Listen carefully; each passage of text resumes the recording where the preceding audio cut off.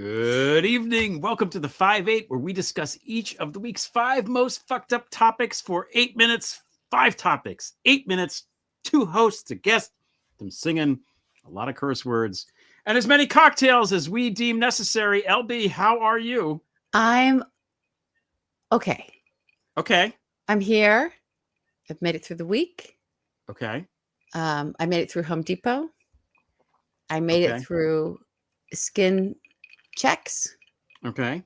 I'm making it. Okay. I made it. How are you? I'm good. What are you drinking, by the way? I'm actually having a drink tonight, which I hardly ever do. I'm having tequila. Oh, okay. Yeah. Okay. Yeah. Yeah. Mm-hmm.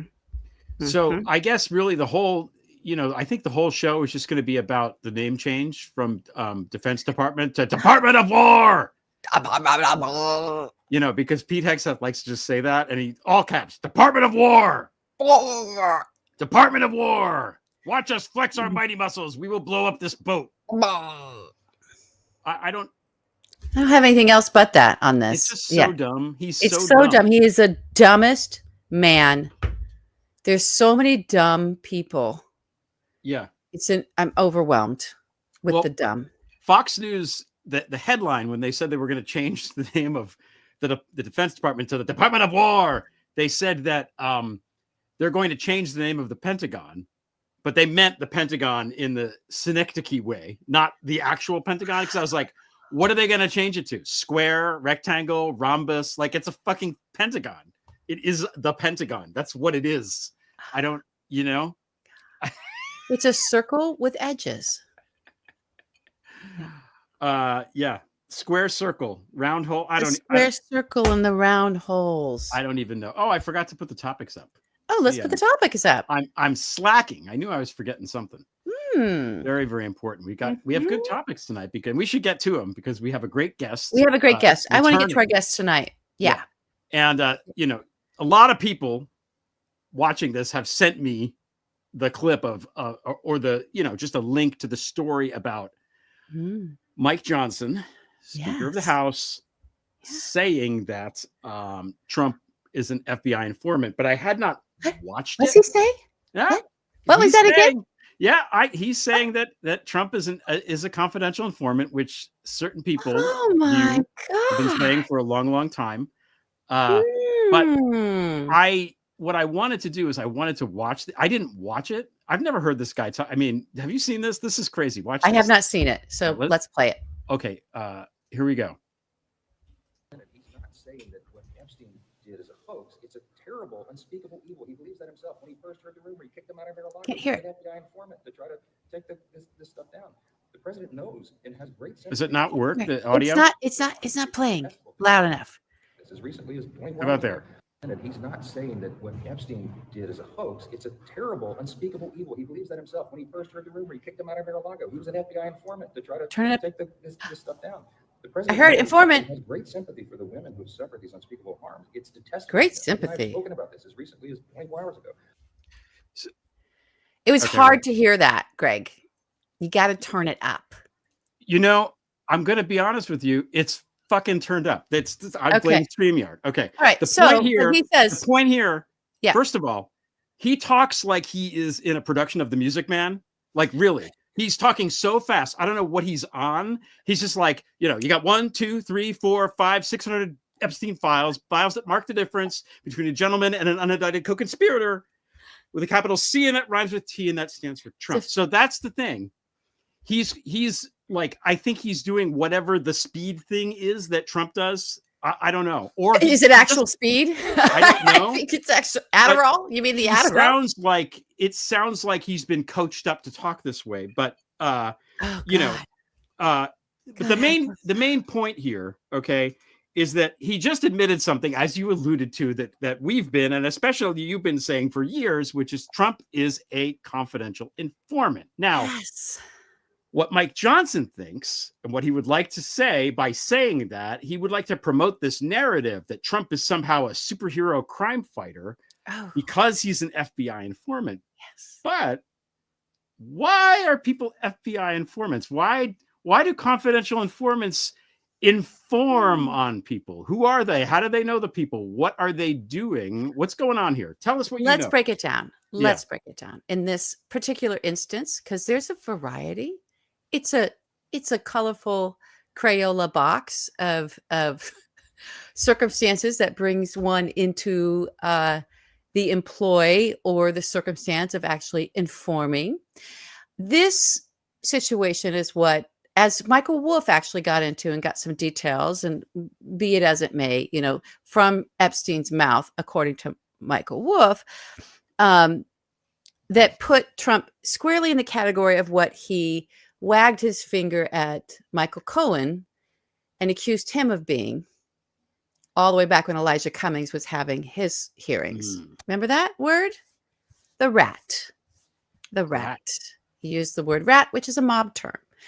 So, oh God, I mean, our audience knows this. If you're new to me, you're new to the show, you may not know this, but for 10 years, I've been jumping up and down about Donald Trump being the rat on the gangsters that he did business with, because he kept slipping out of the noose. And this sort of way of thinking about him, and information that I got confirmed through sources, that he was indeed an FBI informant back as the Concrete Cartel, possibly even earlier than that, which would have been the Five Family, Rudy Giuliani taking down the New York crime families in the 80s and early to mid 80s.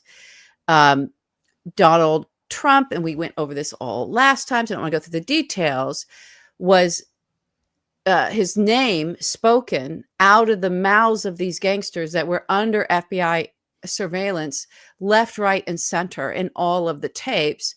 And when I landed on that information, and that reporting had been out there, and you can read some of those FBI transcripts since the 1980s about Donald Trump, about 10 years ago or so, it occurred to me, and this is what I confirmed, was like, well, wouldn't the FBI go and tap on his shoulder and ask him about why his name is falling out of the mouth of people like Paul Castellano and John Gotti and Sammy Gravano? Like, why is everybody talking about Donald Trump and how they're doing business with Donald Trump? Is there a realm of a universe that's possible where the FBI was investigating everyone at the time wouldn't go tap Donald Trump on the shoulder and say, hey, you're on all these tapes, you want to tell us and give us some information about why they're all talking about you and what they're saying about you and how can we confirm it? Because lo and behold, as soon as that happened, timeline wise, right at that point in time, a bunch of the money laundering investigations, and there was some other criminal investigations that were swirling around Trump, all got dropped and disappeared. So that's what's, to me, I was like, oh, he cut a deal. This is the art of the deal. This is the deal maker. These are the deals that this guy does that are successful, is his deals of getting out of trouble for his and prosecution for his own criminality and culpability in crimes, sometimes racketeering crimes, money laundering crimes. In the Jeffrey Epstein case, quite possibly sex trafficking crimes and rape of minor crimes. We'll see, right? But you have to have intimate knowledge of the criminals and the criminal acts, if not be present or be party to the crimes and the criminal acts, in order to have value or bring value to an investigation and certainly a prosecution.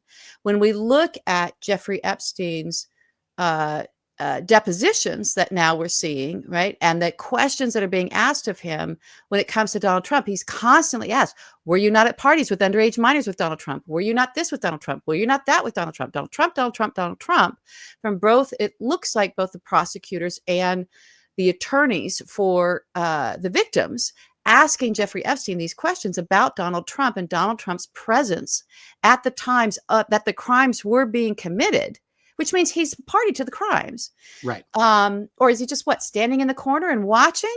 What's going on here with this guy, that he was there at all these parties and he was there at all these moments in time that the victims and the prosecution are saying, we've got you dead to rights, Jeffrey Epstein, because we have a witness. Right. We have an informant, is what's being actually said there. A rat, if you will. We have a rat. Yes. And what Michael Wolff got out of Jeffrey Epstein, the reporter Michael Wolff, and he wrote about in his book later after these prosecutions, is that in terms of Jeffrey Epstein's point of view, Donald was absolutely the one that ratted him out. And he ratted him out, according to Epstein, because he was upset over that Rybolovlev mansion deal that went awry, and they had this falling out around this piece of property that was a big money laundering piece of property. The same piece of property and the same story that Rachel Maddow was reporting on in, I believe it was February of 2017, early in the first Trump administration, not even, I think, a month into that administration. She does that big explosive report about the money laundering going through the Rybolovlev mansion in Palm Springs. Didn't bring Epstein into that, I don't believe, right off the bat. But then, boo, vanished. That vanished. And I asked my source at the time, who was counterintelligence, would know about this. I'm like, why would this reporting stop all of a sudden and that's it? And nobody talks about this anymore when it was this big expose. Does that mean, or does that, sort of portend that there's a counterintelligence investigation around Jeffrey Epstein? And that's when we started looking at Jeffrey Epstein. So this is back in, 2017, 2018, as not just this sex criminal, but possibly somebody who was in the realm of counterintelligence. Either he himself had information about people that he could hand over to our Justice Department or our intelligence services that would help him slippery-slidery away from the sort of bigger crimes. And then we had Alex Acosta come out later about that and confirm, yes, he belonged to intelligence. Ooh. There's a lot. That's the vortex that we're in right now. And that's what if you looked at the press conference and watched the press conference, the person who came out with kind of tiptoeing into that, sticking her toe into that information and talking to people about that he was quite possibly intelligence asset involving, and she named nations. She named Saudi Arabia. She named Russia. She named Israel. And she named our own intelligence services, the CIA and FBI, I believe she named, was Marjorie Taylor Greene. So what the hell is that all about? And then we've got Mike Johnson making this slip, right? Yeah. So I can just tell you, because it's just, it's just the truth. And I verified it through several sources. Donald Trump was a known and valued FBI informant, not because he's some crime fighter, but because he was in the deals with the gangsters. He would have had all of the context within the Department of Justice that he would needed to have. Also, it wouldn't be hard for someone of his stature at the time, it being Donald Trump down in Florida, to pick up the phone and let people know, hey, Jeffrey Epstein's been doing this stuff. The only way he can know and be the rat on Jeffrey Epstein, the only way he's got that information valuable enough and certifiable, you can sort of, it's evidence. It becomes evidence that is the underlying evidence that helps convict this man. The only way Donald Trump has that is not because he's a crime fighter. It's because he's a collaborator. Right. It's because he's in there as a fellow criminal. He was Jeffrey Epstein's running buddy at the very least. At the very least. And when we start considering the kinds of pools that Jeffrey Epstein was swimming in, not the underage girls that Roger Stone talked about being there with Donald Trump and he was uncomfortable because of blah, blah, blah, not that swimming pool, but the swimming pool of intelligence services. And what we know about Donald is Krasnov and how we see him kowtowing to Putin for 10 years right in front of our face. Two of those terms as president. Yeah. I mean, a couple more things. Quite a story. First of all, he was friends with that guy from the FBI. He cultivated the relationship. This is in Craig Unger's book with the guy from the FBI guy whose name escapes me right now, but who went on to become the head of the New York bureau at the FBI. But way back in the 70s, he was in the 70s. It was the guy that was the listening devices. I'll think of it. Yeah, it's in. So it's not like he didn't know FBI people that he could just call. So we know that this is a thing that is true. Right. And also, and we're going to get into this with the second topic. which we should put maybe we should put the timer on. Let's put the timer on. We can segue into it with this. What I didn't realize until really watching the remarkable press conference with the survivors, is that the whole agreement that Epstein had, that secret agreement, which, by the way, there's unindicted co-conspirators that we don't know who they are in that. They have immunity. They were granted immunity, and that's what they're listed as. So that's another piece of this puzzle. That's right. If is Trump one of those people? We'll find out, or maybe we won't. Maybe that's what they're trying to make us not find out. But what I didn't realize is that as Courtney Wild, one of the survivors, said, she at age 19 walked into the attorney's office and said, "What's going on with this?" And they sued the government to get access to this thing. Yeah. So what she said, took years. The attorneys were there also, just like, this is how long it took us. This is what she said. This is Courtney Wild. When I walked into his office at 19 years old, Brad, her attorney, sued the government for refusing to tell me what was going on under the Crime Victims' Rights Act. The only reason anyone ever found out that the government had already given Jeffrey Epstein immunity through the non-prosecution agreement was because our lawsuit forced the government to tell us. Otherwise, nobody would even know that today. So think about that. Just think about that for a minute. This is one of the victims had the wherewithal and the courage to go seek out an attorney who himself had the courage 19. And the wherewithal, to do all this stuff, and was able to do this pro bono for years and years and years. Otherwise, we don't know anything. We don't know anything. All of these, and the through line, if you go through, what they are all saying in their statements yesterday, there was a half dozen people that spoke, is that why didn't anybody do anything? Everybody knew. Annie Farmer said, for so many years, it felt like Epstein's criminal behavior was an open secret. Not only did many others participate in the abuse, it is clear that many were aware of his interest in girls and very young women and chose to look the other way because it benefited them to do so. They wanted access to his circle and his money. That's right. And some of these, it's okay. Here's another person who spoke yesterday, Shantae Davies, whose name I had not heard until then. She said, she was trying to sort of leverage this to become a model. And and Epstein obviously just abused the relationship. He told me to keep it secret. He manipulated me with quid pro quo that I did not consent to, but I felt I had no one to turn to. He was too powerful. I was even taken on a trip to Africa with former President Bill Clinton and other notable figures. In those moments, I realized how powerless I was.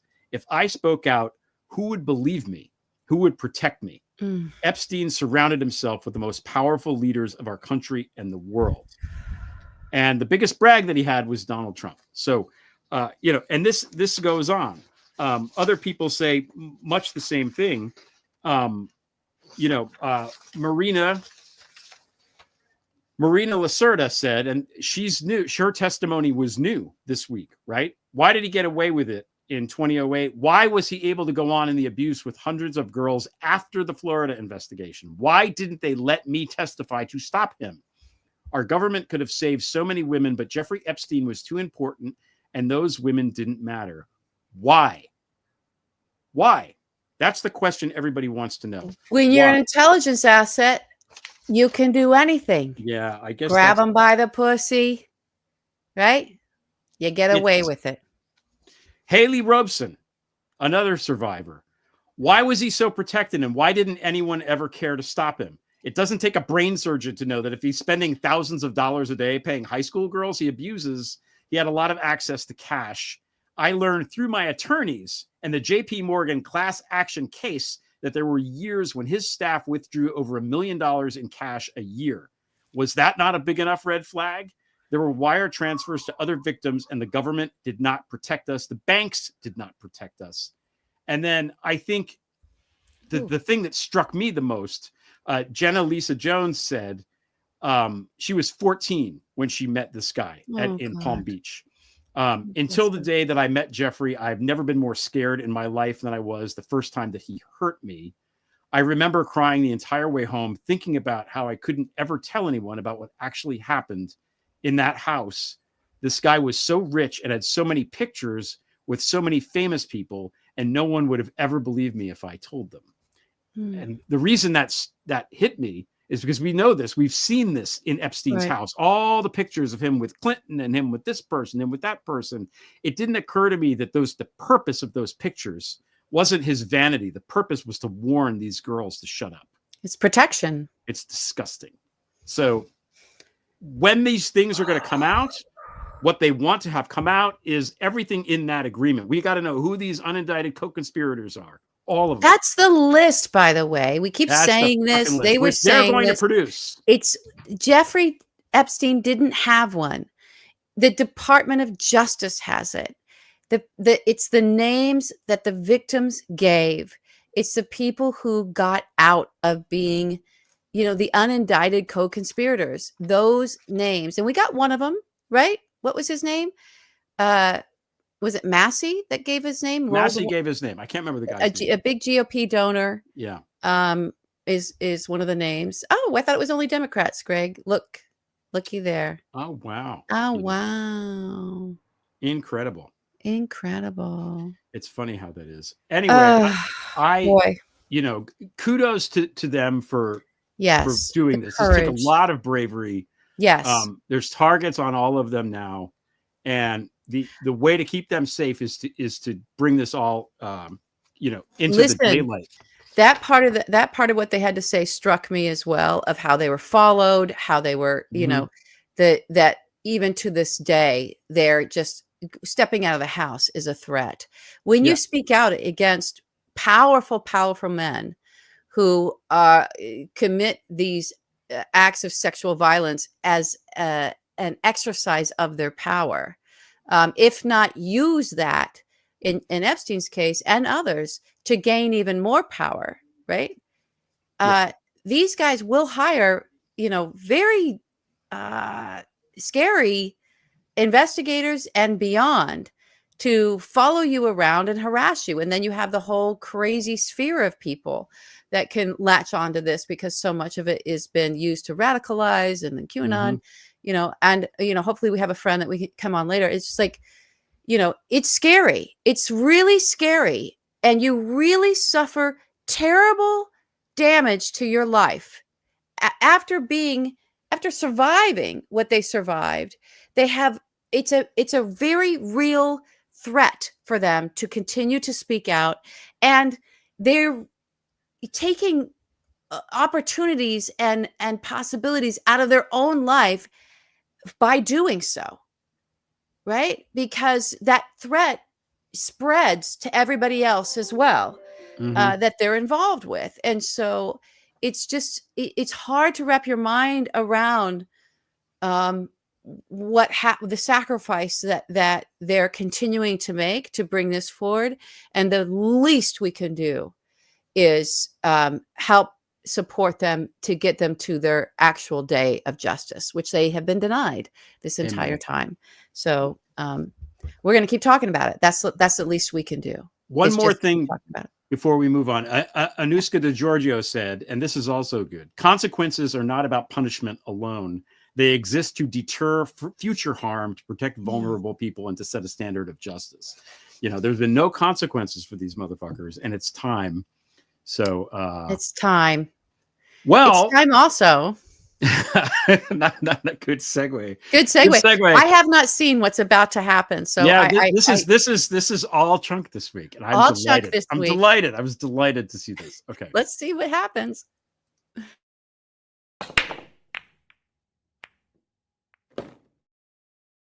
Is a hoax.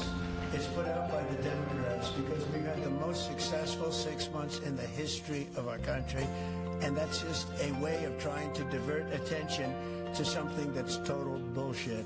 From his Upper East Side mansion to the ranch in New Mexico, there's some flat in Paris and that place near Mar-a-Lago. There's islands, there's two. Dog Parade and Little St. James. Follow the money, the only way to start For instance, who just bought that plane? To the cabal of goddamn pedophiles who are gonna burn in hell. And for all the lives that you destroyed, you should be dying in jail. And it's really fucked up. Ghislaine was moved, and now she suddenly all smiles. Cause we're sure as fuck this ain't no hoax. Release the Epstein files.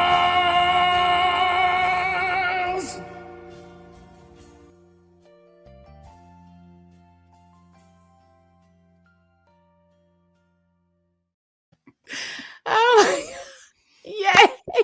Good job. Good job. Yes, Chunk. The best part was is just the notes that he hits at the end. It's just great. It's just so good. Oh So good. God, I love him so much. I love it. National treasure. National treasure. We're going up and down. We're all over the place on this episode. We're all over the place emotionally. Woo. We're high, we're low. Yeah, Okay. it's like this, right? Remember? We were I doing know. this with our guests before. It's a roller coaster. It's a roller coaster. We're She is on the back. ride now. She's the director of Future Frontlines and Planetary Politics Initiative at New America Foundation. She's one of the country's foremost experts on Russia, and she's the author of a book, as you know, I love, Putin Sledgehammer, the Wagner Group, and Russia's Collapse into Military Chaos. Candace Rondeaux, welcome Candace back. Rondeaux. How are you? Hey. Welcome to the 5'8". Good to be back. Thanks for having me. Appreciate it. We're so happy you're here.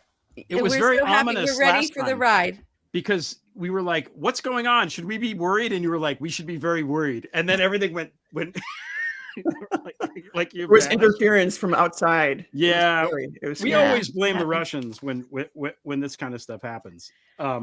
So there's so many things though to ask you because things have happened between now and then. Before we came on, you were talking about one thing that's in the news this week is this business of something we were financing an Russian defense thing in Europe that Trump announced. We're not going to bother, paying for that anymore. So what is that exactly, and what does that mean to NATO, to Europe, to the relationship with us and Russia? What do you think? Yeah, the timing is weird, that's for sure. So today, actually, late last night, we heard that Trump has decided to cancel aid to Europe for a series of programs that are focused on Russia and defense against Russia. One in particular that really stands out is the Baltics Initiative, which covers Lithuania, Latvia, Estonia, 3 places that are obviously, at threat from Russia, have always been kind of teetering at the edge of the security knife when it comes to cooperation with NATO, and have been very much at the forefront of, telling the world, this is a serious threat that could really change the future of Europe and the future of the world. The initiative consists of a lot of things, including, support for intelligence analysis, train and equip. It's a lot of different things that mean a lot to small countries with, small budgets and small economies. So to take that away is pretty meaningful. Trump says, the White House says that they talked it over with the Europeans. Everybody was on board. We didn't hear a lot of surprise outcry from Europe. So that was interesting. So maybe there was a conversation. At this stage, probably nobody in Europe is surprised to find that this White House is starting to cut away defense aid to Europe, all sort of predicated on this pivot to Asia.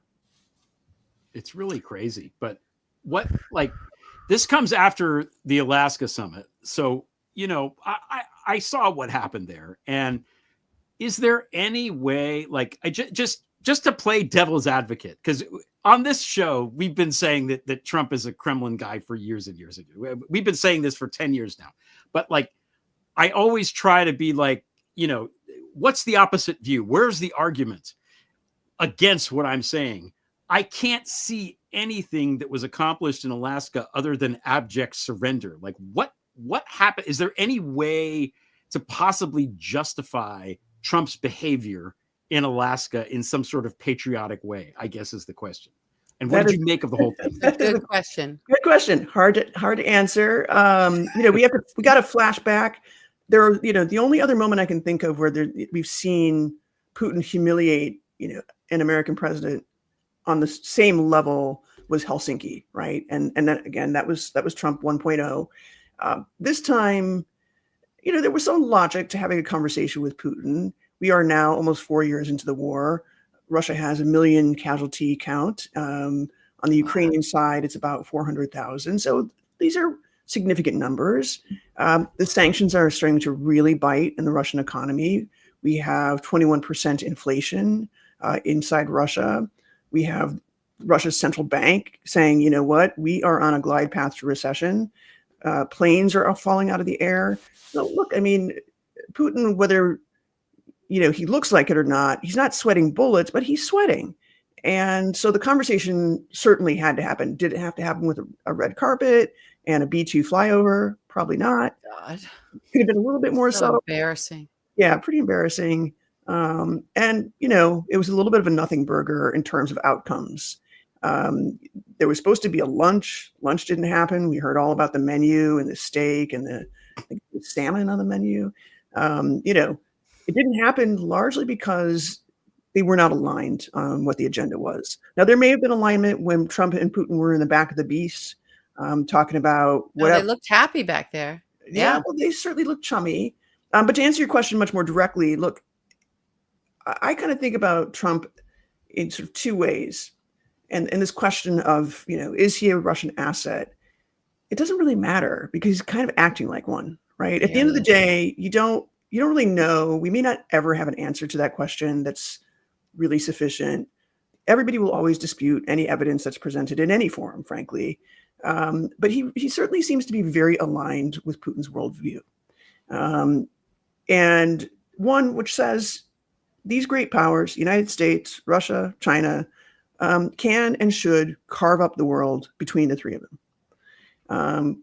At least that was the case until we saw, the big 10,000 robot parade in Beijing earlier this week, where Xi Jinping and Putin and Modi showed up. Oh, Modi, that's right.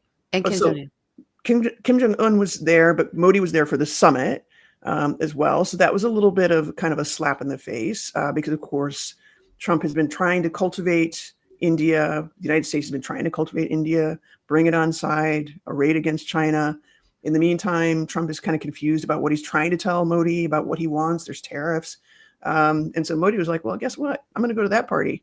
And it looked like a good party until the parade. That looked like a pretty scary party. That was scary. I wanted to ask you about that. I'm glad you brought that up. From the looking at Russia, looking at Putin, do you believe is it just reassurances that he needs that Xi is going to be there for him because he is at 1 million lost count here because stuff is deteriorating and planes are falling out of the sky? And is it his arsenal that he's looking to shore up with maybe Chinese technology and Chinese equipment, Chinese weapons? What is it that why is he there? Why was he there? What does he need right now? And long term, how dangerous is this? So we can look at it from the sort of cosmetic perspective today and just sort of say this is a bunch of theater. But the reality is the economies of China and Russia are so deeply integrated. Yeah. And a lot of that has been accelerated by this war with Ukraine. The more Russia has suffered under sanctions, the more it has turned to China for help with everything from, chips imports to computer imports. I mean, all the sophisticated technology that Russia now would have a difficult time getting is coming primarily through China and some Central Asian players like Kyrgyzstan and Kazakhstan. Those are sort of big terminals. And we have this limitless partnership, right, that has been a premise of China-Russia relations for at least almost a decade now. Yeah. So yes, it's an important time to be signaling a lot of accord between the two countries, especially because Trump does look weak at this moment. Not everybody's on board with the tariff trade war strategy that he's rolled out. And he's lost a lot of political capital just in geopolitical terms. And of course, when Trump loses, political capital, so does the United States. So from the perspective of Xi Jinping and Putin, no better time than now to rub salt in the wound. Okay. When over the weekend, by the way, because this is how crazy the news cycle is. We spent like 4 days over the weekend wondering if he was dead. And we've totally forgotten this, but somebody pointed this out. This is something Putin does, right? Was Trump just taking a page out of the Kremlin playbook here and doing the whole, oh no, Putin's dead, what's going on? And then he shows up and he's not dead. And no, listen, I mean, like what's scarier is actually, this is where we are now, where we think like dear brother leader is dead. We're all kind of like waiting with bated breath for him to die, looking for signs. We're like looking at his hands, like that bruise on his hand. His IV bruise, yeah. Right. Like, is it a stroke? What's happened? There's like, but that's what happens with Putin. Every time Putin stumbles or like his hand shakes a little bit. Well, he was supposed to have Parkinson's, and then he was Right. all this stuff that was swirling around. And I don't know. Who can tell? It's like the other thing, right? It's like the Krasnov deal of it just, we're never going to know this stuff, maybe, for certain. But as Greg was saying, I think the phrase, Greg, that what you always say about this is prove to me that he's not. Yeah. And what you were saying, Candace, of, in terms of that, Trump as a Russian asset, what difference would it be whether he is or he's performing and he's delivering? Putin would only wish to have an asset like that's going to deliver for him, like this guy. Like if he's not, it's almost more horrific and embarrassing because he's then being played. He's so easily played. He's just being, played like a fiddle by a murderous thug. Yeah, we also have to be real. Like the Kremlin campaign to penetrate parts of the GOP. I mean, there's so much evidence there. I don't really care what Tulsi Gabbard says. At the end of the day, Tulsi Gabbard. Yeah, no, she's really she is dangerous. She's a dangerous person. Dangerous. Who really needs to reconsider her career trajectory at this stage. Very diplomatically put. Yes, I'm trying. But I mean, the evidence is there. I mean, we can even I'll go to my own stuff. Yevgeny Prigozhin openly admitted in a letter, that he had been sort of part of this campaign. In the middle of his like mad raves, he said, yeah, I did it. I interfered and I'll interfere again. Right. In the 2016 presidential election. Yeah. I mean, there's the trail of evidence is pretty thick. So like, yes, there's confessions. There's real confessions from real Russian agents who are saying like, yeah, we did it, Yeah. He did a good job with the IRA. He really did. You have to hand it to him. He did. Yeah. He's marketing magician. Total. Wow. You missed it. We took him. He was part of our animated open for a long time, Candace. I don't know if you ever saw that. Well, maybe we'll send that old file to you where he just I think I sent you the file. Did you send it where he drops out of the sky? Yeah. It's pretty awesome. Yeah. Oh God. Oh, so dark. Now, we have to talk a little bit about this negotiation business because I'm watching this and I'm just pulling my hair out because everybody in the media seems to be presenting Putin like he's fucking Talleyrand or Bismarck or something. And it's like, we have agreements in place. He has agreements in place already, Russia does, with a lot of countries that he just ignores. So why are we even bothering on some level negotiating with him at all when it's clear it seems clear to me that all of this business of ceasefire and this and that is just him biding time so he can blow up more hospitals and send drones into Kherson and kill old ladies. I had my live stream on Labor Day and Zarina came on. She's in Kherson. She was late because there was a drone following her back home from yoga class. Like, this is what Putin's doing, and while he's supposedly negotiating for peace with the guy who, presumptive Nobel Peace Prize winner, Donald Trump. But like, what's the fucking point of this? Why do we go through this charade? Why the theater? Who is it? What do we hope will happen here? Right. Yeah, listen, the theory is important for all of the reasons I just pointed out. There's no question that Russia's economy is under pressure from sanctions. The fact that Trump, just a week, 2 days, 3 days before the Alaska summit, sanctioned 2 Indian refineries, showed some seriousness for once about his threat to sanction third-party buyers of Russian oil. I don't know if that drove Putin to the table, but Kirill Dmitriev, who is Putin's sort of right-hand man on the sovereign wealth fund, he's kind of like Mr. Business all the time. He showed up for that Witkoff meeting. Mm-hmm. They're concerned. They're pretty concerned. When Dmitriev shows up, that means something. So already we had this atmosphere of maybe tension, fear, concern that fear on Putin's behalf. On Putin's behalf, yeah. I wanted to ask. That was my next question to you, because Khodorkovsky did that incredible interview. This was, I think, like 6 years ago now, where he was talking about. It was to the BBC, I believe. I think it was where it was. There's real within the mafia state. There's real. Threat kind of coming at Putin if he doesn't, because there were other things, the sanctions, if he doesn't sort of deliver on this. So, and then it looks like he strong-armed his way yet again on top of those forces, right, that would have been, kind of saying to him, you better figure this out or we're gonna get rid of you. So are we there again with him? Is he in that? And I think I'm kind of hearing you say, yeah, we're in that sort of fragile moment for him. And if so, who are we worried about? There was a concern about Patrushev. Who are we worried about? I'm saying these names. Alexei Duman, you said last time. Is he still the guy? Is he still the successor? Who's sitting there? How much worse can it be? Watch out, Stephanie. Watch out. Okay. I don't know if you want to know. So British, he came before he got blown out of the sky. He was coming at him. Yeah. People forget that. Listen, I mean, Khodorkovsky is right, of course, because he does know Putin. He does know. And they really were potentially like very serious rivals for a really long time. They still are.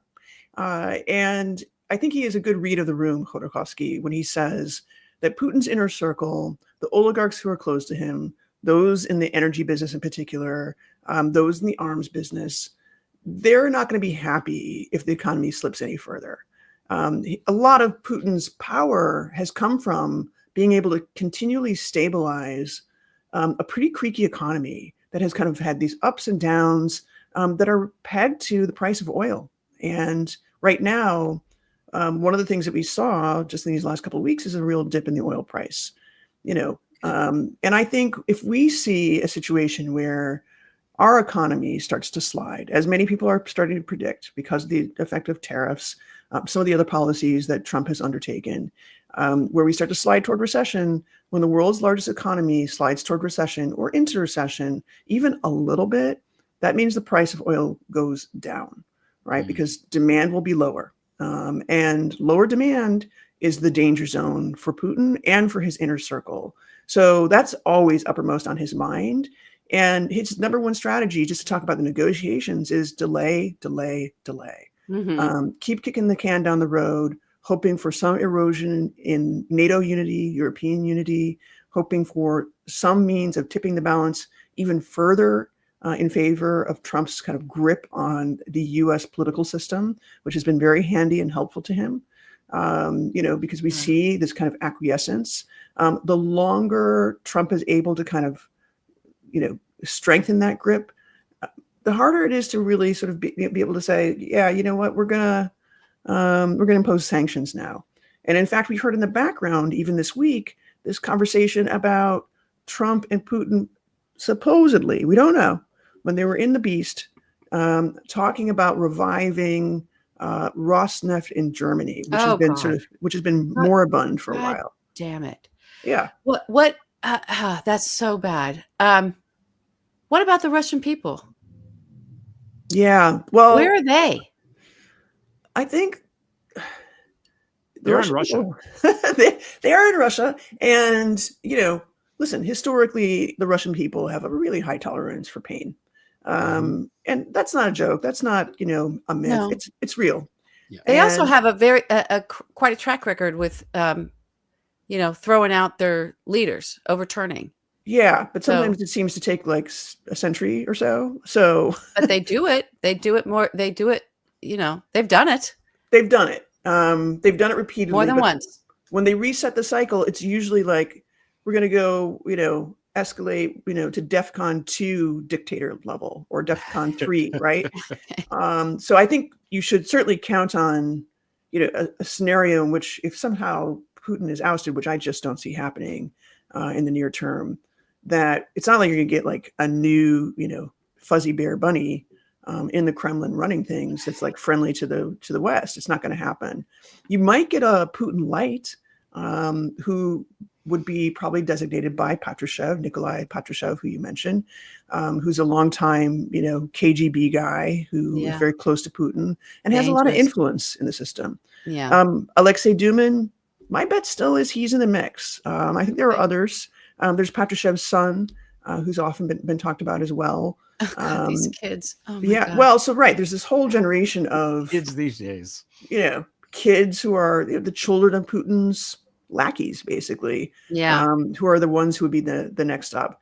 And as to the Russian people, they're not in revolt mode yet. And part of this is because Putin has been very aggressive about getting ahead of the communications and really tightening the grip. You saw also last week a call for banning WhatsApp and Telegram, which I thought was quite interesting. Oh, I missed this. Okay. Yeah. I mean, those are two of the most popular. That's like the lifeblood there. Telegram is how they communicate in Russia. Yeah. I think. Exactly. So now they're going to have their own sort of like almost WeChat-like.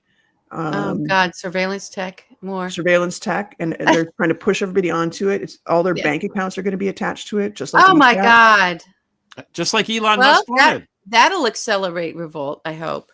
Yeah, that might push people to the edge there. Can I ask you? I have a conspiracy theory that I want to ask you about. Oh, wow. Okay, get it. Go ahead. Okay, so we hit this boat in Venezuela. There's all this Venezuela talk. And I'm like, what the fuck? Why Venezuela? And it occurs to me that if something happens where Venezuela has to be even a little bit at war with us or on a war footing or diverting energy into that, they're diverting less energy into their oil production, which means that Russia's oil is worth more money. So do you think that has anything at all to do with it? Or justifying lessening the sanctions against Russia for their oil and gas? Because either way, what are we doing in Venezuela? I have no idea. Why are we in Venezuela? It makes no sense to me.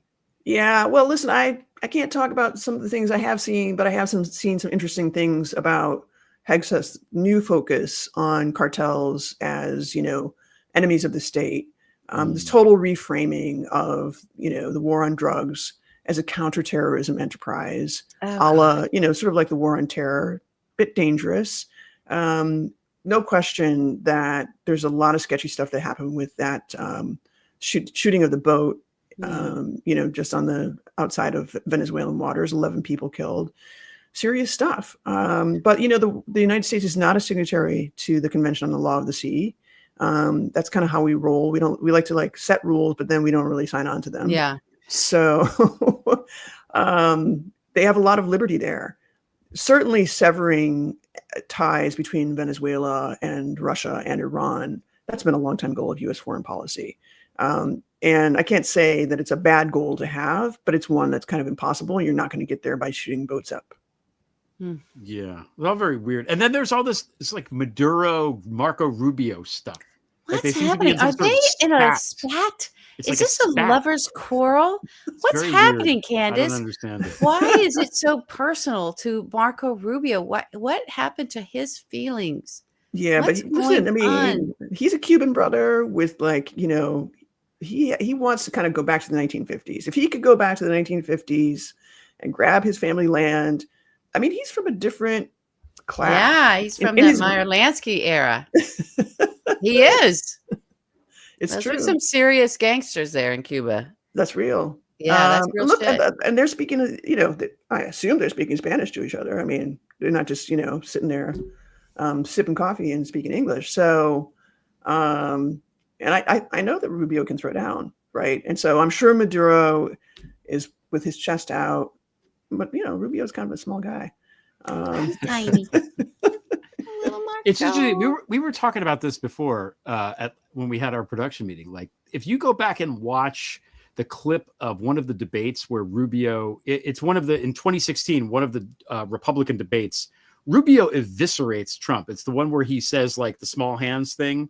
It was the most that anybody's ever pushed Trump. And that Rubio apparently has vanished forever, but maybe not. Maybe he's there in the meetings with Maduro. I mean, I guess he still has it in him. I don't know. This doesn't have anything to do with Russia. So, but we're asking you anyway. But it's a conspiracy that could lead us back to Russia, as all conspiracies tend to do. Somehow. I had a question about Tulsi Gabbard, but there's no point in asking because she's just a clown. But here's what I want to ask. Okay. In the epilogue to your book, wait, let me show the book here so people can see yet again. So Putin Sledgehammer. It's a really good book. Very, very well written. I'm very impressed with the whole thing. Okay. In the epilogue, you write about Mali, the country, not the drug. And that Mali is sort of this bellwether of what's going on with Wagner Group and Russia and geopolitical influence and all that. So it's been a little while now since the book came out. So what's going on in Timbuktu? What's happening in Mali that we should know about, if anything? Yeah, I literally was just talking about this with my friend Ben Dalton, who helped me with a lot of the research on the book. And we were talking about this report that came out earlier this week from some colleagues of ours at the Century, who write a lot about sort of corruption in Africa. Wrote a whole long report about how the Wagner Group / Africa Corps has lost its footing in Mali. There seems to be some disruption in the relationship with Kemi Goita, who of course is the coup leader who now leads Mali, and has had a lot of complaints lately in the last year or so about the counterterrorism campaign that the Russians are supposed to be running. They're not happy with that. They don't seem to be very happy with this gold mining and gold refining deal that was set up about 2 years ago almost now. And they're not happy about the state of the weapons that they're receiving, or, they're complaining about delays. So those four factors, are clearly souring relations. And, all of the casualties that have been picked up through these, Wagner / Africa Corps engagements have been pretty serious. We're talking about hundreds of civilian casualties now in this, 3-year-long engagement in Mali that Russia has been working on with the Malian forces. So I think the relationship is soured. Bad situation. Interesting, weird tidbit that only people who care about Russia would pay attention to.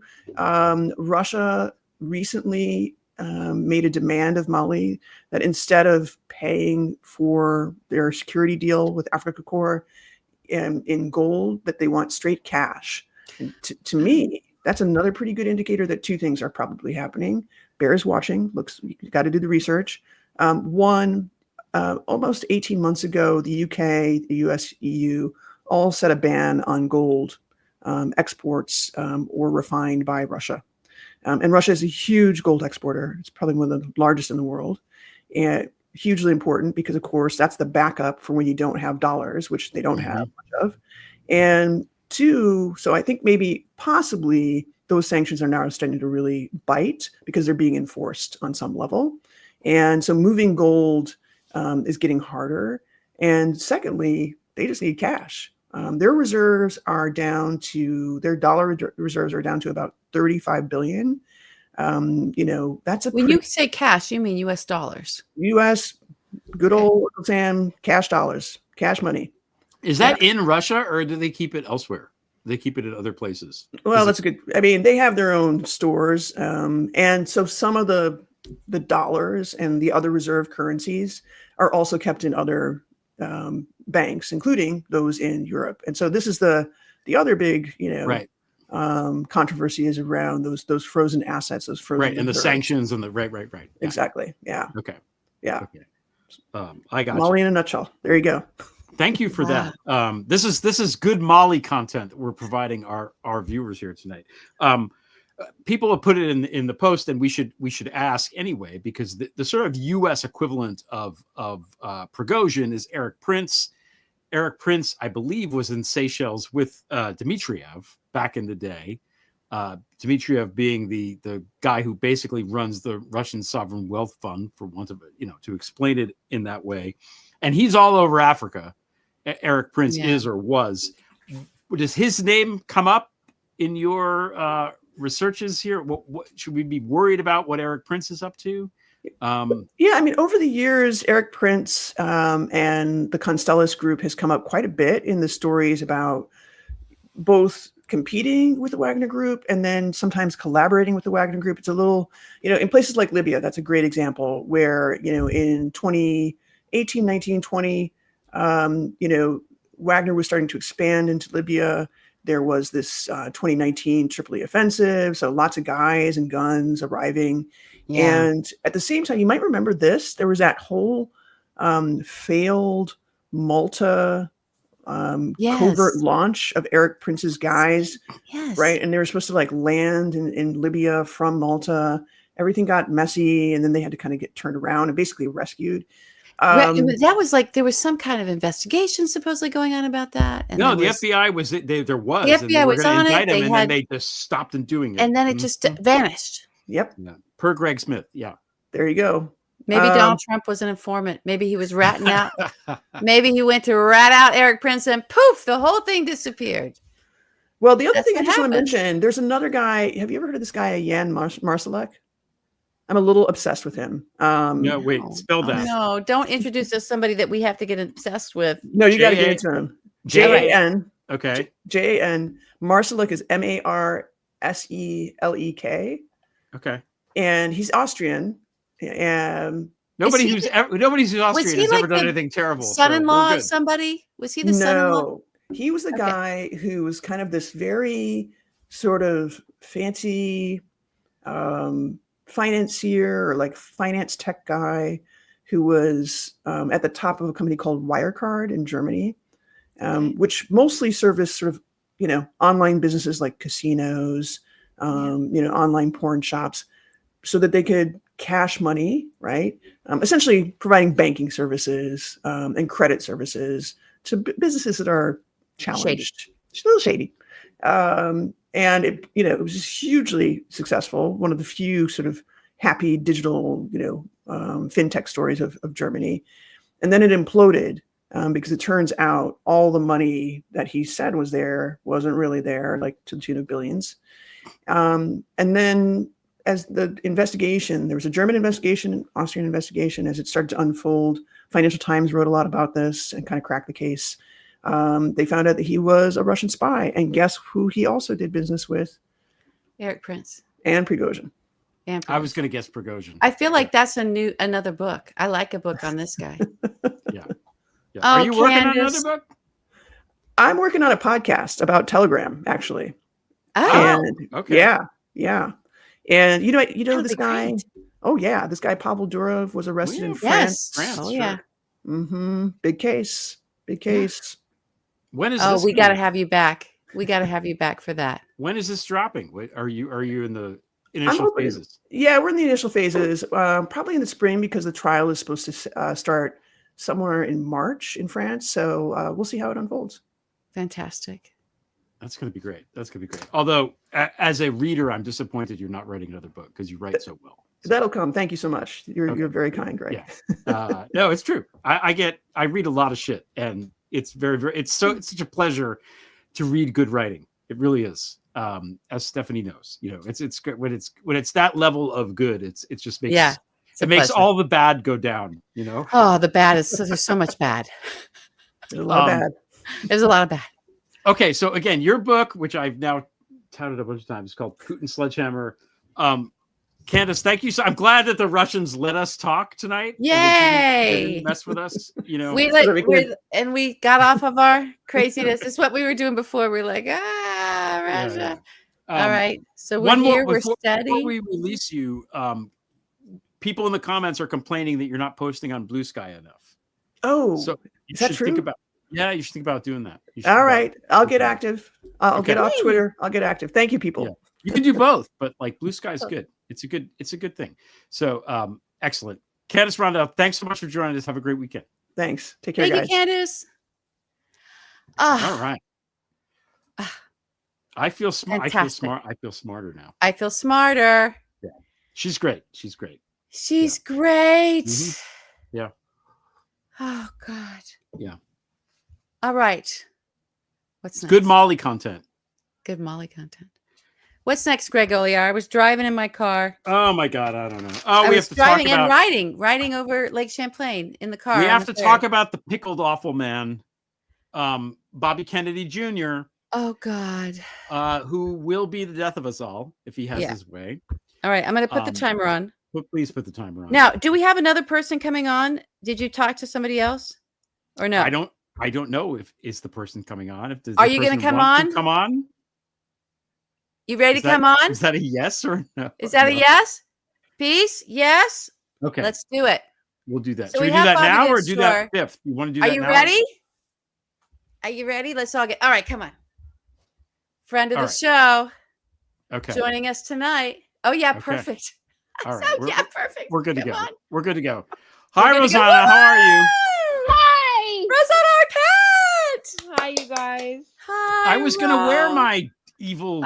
I haven't drank in a couple months. So, but as soon as you came on, I went and got tequila. Oh, perfect. And my cranberry and pomegranate juice, which is a drink that I got from Merle Haggard when I interviewed him once on his bus, and he said and he made a drink, and it was tequila, pomegranate juice, and lime. Ooh. It's amazing. So I haven't drank in a long time, and here I am, and I had some Jose Andre potato chips, killer. Okay, gotta have the potato chips. It's Friday night. I'm here, and I've been off all of it for about kind of 2 months, I think. Not really online very much at all. I needed a break for my mental health, I think, and then I was out of the country in a lot of other cool countries, and where people just think we're idiots, and then came back. Hi. We just want to see you bigger. Hi. And people came, and I came back to the reality of where we are living in fascist country, and I've been in I've never ever felt this kind of grief and pain in my life. Like, I've been in such grief and sadness and like what is going on, because it just feels kind of hopeless, but that's the way they want us to be. And like, what do we do? It's like the flotilla going out, this cruelty, intense cruelty. I was in Los Angeles for a month during, and I'm no longer there, but I was there during when the army or the National Guard was called, and downtown, because Nadia from Pussy Riot had a gorgeous installation at Mocha. Oh, that was the one where she was in the prison, right? She recreated her prison where she had been for 2 years. Like, so you would look inside and see her. She was sewing. So she was in there, like, and so we were in her prison. We were in her life. She also had a setup, her DJ, so she was creating the atmosphere and the music. And then you're looking in like these little slits that she was stuck in this fucking, she's amazing. Oh, she is. And so this was 2 days before all this went down in downtown LA.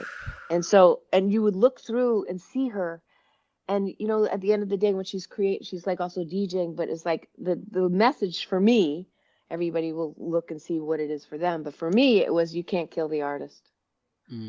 As much as they're trying to do that to all of us, anybody who's an artist.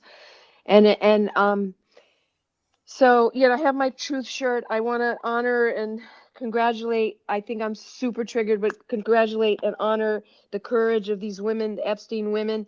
Yeah. I'm incredibly triggered on every level. I know some of them. I know Maria. I knew Virginia. I do believe she was murdered.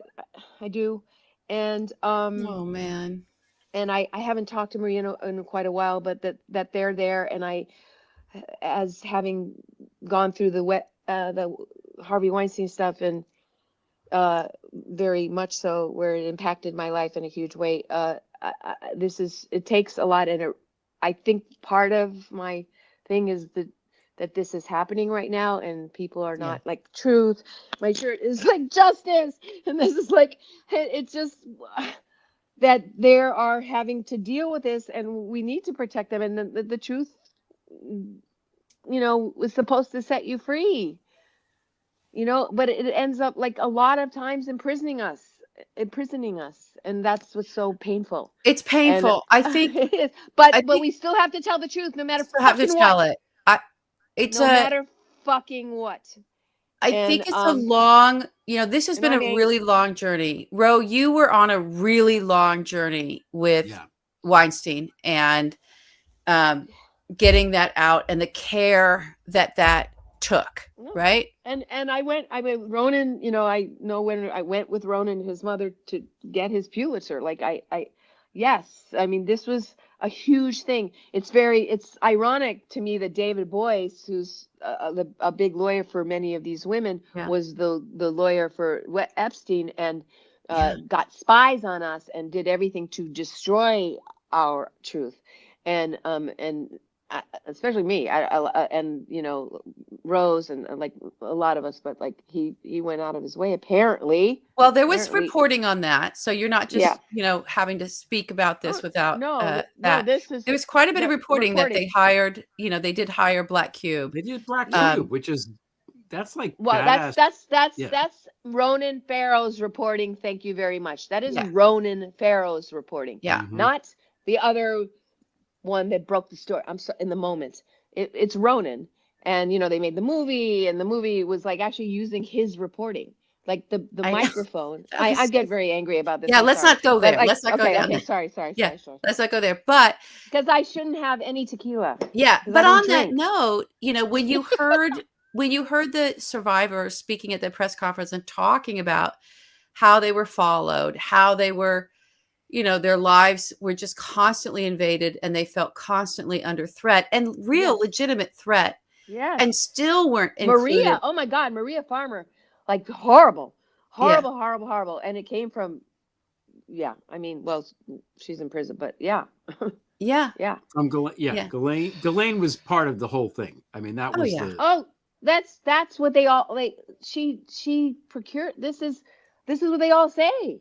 She's the one that went to the school. She got the 14-year-old girls, like, And by the way, Katie Johnson, is on record. There is a court case of Jeffrey Epstein and Donald Trump being accused by this little 13-year-old at the time. Yeah. So they made a big. That's all out there. They're trying to cover this up, and they have their press conference.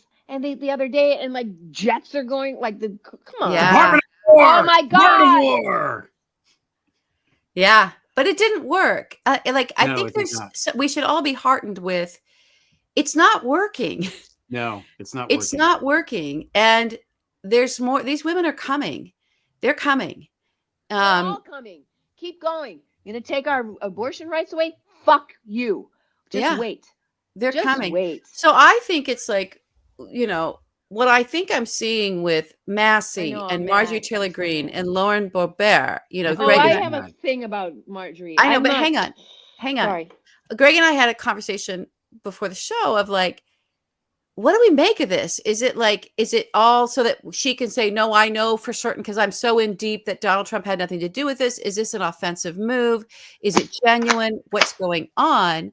We'll know. Time will tell. But I think what's clear is, I don't think he can escape this. There's too much. And it's not something that's leaving the news cycle. It's not. This is a thing. Now, if it's something that further divides our nation, okay, it's also dividing his base. Yeah. So there's value in that. They started this. They wanted this. And now he promised to do this. So in that moment, though, where it comes out, his role, I do believe we will see that. Anybody the whole world is going to look back on what these other Republicans are doing to, from Mike Johnson to Comer to all of these Republicans protecting this man, this adjudicated monster. rapist, this monstrous man. This is the albatross. This is the thing that, boy, you can't. So you can't escape that. They won't be able to escape what they're doing to cover this up. They won't be able to escape that. Junior, that's the legacy. Junior was tweeting out the thing like, they asked all the survivors if they saw my dad, and they didn't see him, and da da da da. And I would just like to put out there in the ether that the reason that they're called survivors is that they survived. So if Trump is not mentioned by anybody, it's either because people are too afraid to come forward, or Donald Trump, a man who we know likes young girls who wanted to bang Ivanka when she was like 12, did not for 15 years in the absolute most permissive environment ever for having sex with underage girls and raping them, didn't do it, or there were no survivors. Those are the three options. So which is it, Donald? Yeah. Well, maybe they should go to Epstein's Island and actually, do the infrared thing on, oh, that are so buried there. Yeah. I'm sorry. There's it's a dark moment. I'd like to hear Bill Clinton talk, by the way. So look, let's go to that a little bit, because one thing that Ghislaine did, she brought in all that African trip. It was with Clinton, but because they were Democrats and they were funding, right, helping.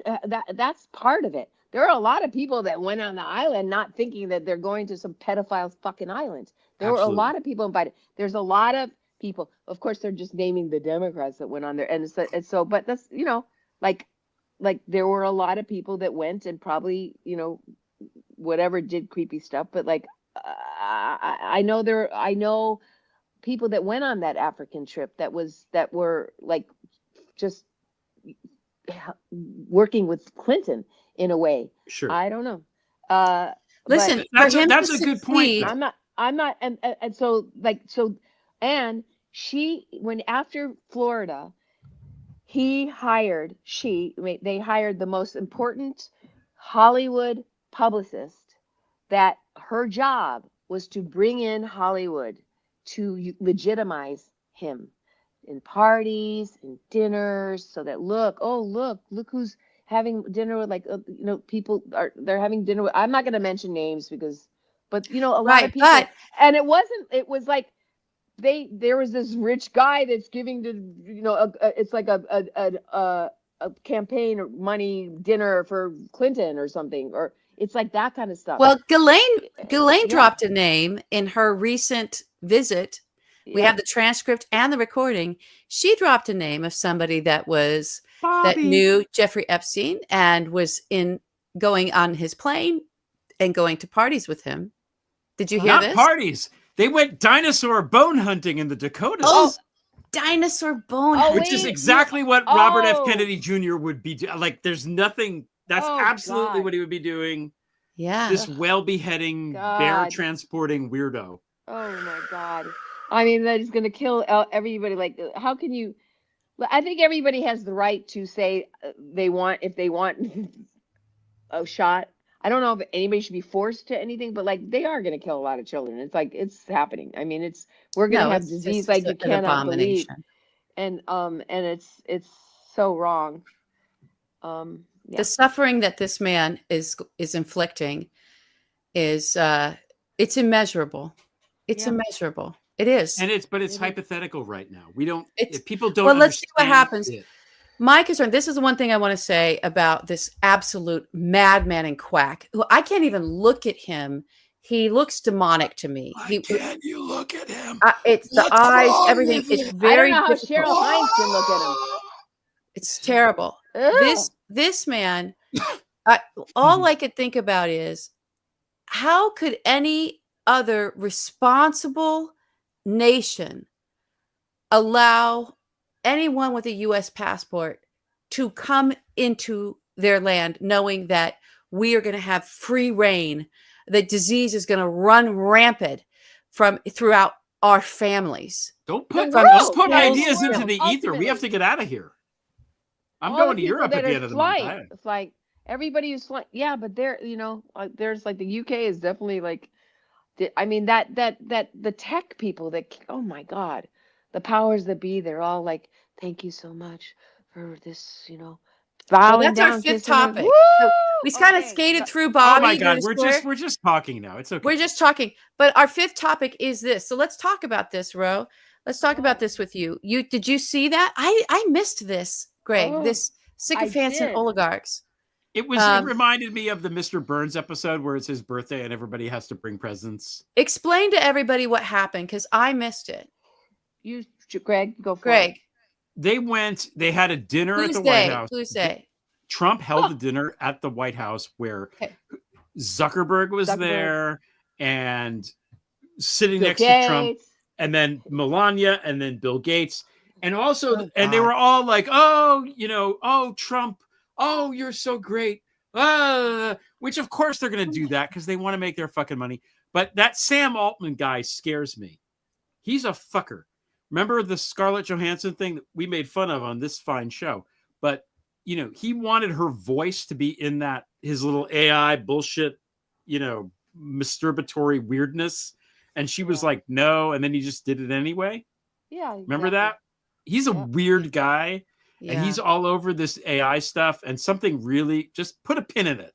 Something bad is going to happen with that guy. He's the creepiest looking weirdo in a room full of creepy weirdos. He stands out to me, Oh, God. Why couldn't they have all just gotten some occupational therapy when they were in elementary school? I don't think it would have helped. They needed Ro, the Ro, what do you make of this, Ro? What do you think? I mean, it was for me because I've really been tuned out. So I'm very been slowly getting back into watching the news, and it's so I just one huge that was it for the day, and it's like, oh my God, that's it for the weekend. I can't. It's just surreal, and so how much information we can take in because it's constant assault. It's constantly America's being raped day and night.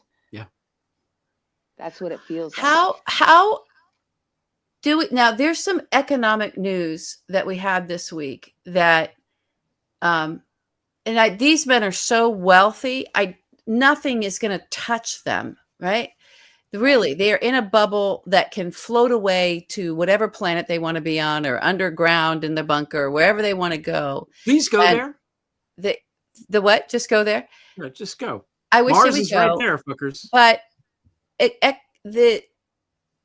guess I don't even know if this is a question or something to talk about. It's just this wealth, this concentration of wealth, and the amount of wealth each of these individuals had that you're describing is at this meeting. We have this economic disparity happening, obviously, or we wouldn't have these horrible wealthy people. But the economy is not churning out good information right now. It's looking very bad. The unemployment numbers, the job growth numbers, the inflation numbers, we don't know what's happening with the Fed, all of this stuff, the housing market, it's all pointing towards disastrous stuff for folks like us. So by us, you mean pretty much everyone but Elon. Everybody. And Zuck. Yeah, everybody. Right. Mm-hmm. Except for the people who showed up to tell him how great he is. So what happens, guys? What is it like Russia? How Russia, there was a reason so many of the oligarchs left Russia, right? I mean, well, they wanted to spend their money in the West. They wanted what the West had to provide. That's why they left. Certainly made their money. Yeah, that's the only thing that's working. But they're still I think some of them are still beholden to him. They just right. I have a feeling. Yeah. No, the oligarchs don't have agency. They're so dependent on Putin that they can't rise up against him. Because I think Deripaska, if he had his druthers, would just move to the United States and be fine. Yeah, we were sanctioning him since 2000s. So yeah, he would be like, if you stop. What happened to that investigation? That guy was supposed to go to. He got raided by the FBI, and then we never heard another thing. God. Is he alive? Did they push him out a window? No, he's not going. He's around. Oh, who was that? Deripaska. Oh, Deripaska. Okay. Yeah, it's just crazy to me. This Pam Bondi thing. and I'm going to say this. I'm sorry. I'm just going to keep repeating this every time I'm on here or anywhere live. Oh, God. Donald Trump, when he lost, created a media company, the Trump Media, whatever it is, and gave shares of his company to Kosh Patel and to Pam Bondi that they then sold for millions of dollars. And then he won, and he put them in charge of the Justice Department, i.e. the indictment arm, and the FBI, the investigation arm. He pre-bribed them. That's what happened. Why is no one talking? I feel like I'm the only person to talk about this. This is such we certainly don't have a Supreme Court that or whatever, like if what goes there. It's no. Ro, I think you're wrong because Amy Coney Barrett did do an interview where she said there's nothing to see here. Please disperse. Oh. I missed that. Well, here's it just went out of my mind what I was going to say, but it was something. What did you say right before Amy Coney Barrett? Because that made me laugh. The Pam and Kosh. Yeah, the Kosh Patel. So, oh God, I don't know. It just went out of my mind. It just totally went out of my brain what I was going to say. I can't stand menopause. This is happening to me now. This happens to me all the time. It's not fun. I just want to say you're I'm in not menopause too, Greg. You're one of us. You're a man. It's called andropause, and men do have it, and it is happening. I'm sorry to tell you, break it to you, and it is happening. It's called andropause, and it's happening. It's happening to you. Lack of testosterone. Well, know that it's real and get some testosterone. No, it makes me feel better. You're losing your testosterone, and I'm growing hair on my chin. Yeah. Oh God. This is where we're at. Listen. Oh my God, I love you guys so much. Do we have any announcements? Does anybody have an announcement here? Anybody have anything they want to talk about before we sign off for the night? I just want to get the light back. I want to stay in light. I want light and joy. And this energy is toxic and dark. And the darkness is fucking killing us. And we have to figure out a way that we can just like go back into whatever the light thing is. We have to do that. We have to find it daily in whatever, in nature, in a walk, and talking to your friends and being in love and kindness. We have to figure that out because that is the only thing that's going to save us in a moment. Like if we all blow up, like at least we went out in love. I think if we have love and light, Greg. Right. Can we? What's going to happen? We're going to get through it. Are we? Or am I lying? Am I like too hippie? I'm sorry. I'm one of the 90-year-old hippies that Miller was talking about. I mean, I'm not 90, but I'm getting there. And so it's like some Miller was about the old hippie. Like I am that. You are that. And you have the tie-dye to prove it. I can't believe we're at minute. And it's like, I believe in peace and love. Yes. Fuck you. I do. Oh my God. Rosanna Arquette. It's always great to see you. I love you guys. Rosanna Arquette is the last word tonight. Peace and love. Fuck you. Peace and love and fuck you. Have a good weekend. Have a good week.